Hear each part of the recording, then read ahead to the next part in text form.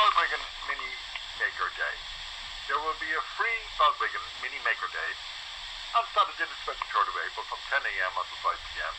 in Balbriggan Library, St. George's Square, Balbriggan, County Dublin.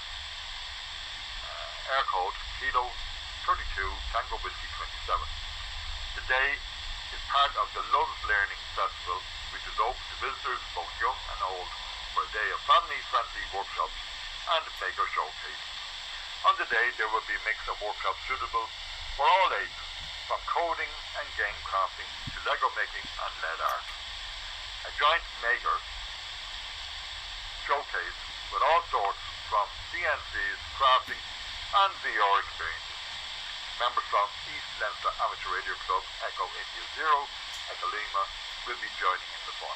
They will be demonstrating amateur radio to all the visitors, embedding the spark of our hobby in the new generation.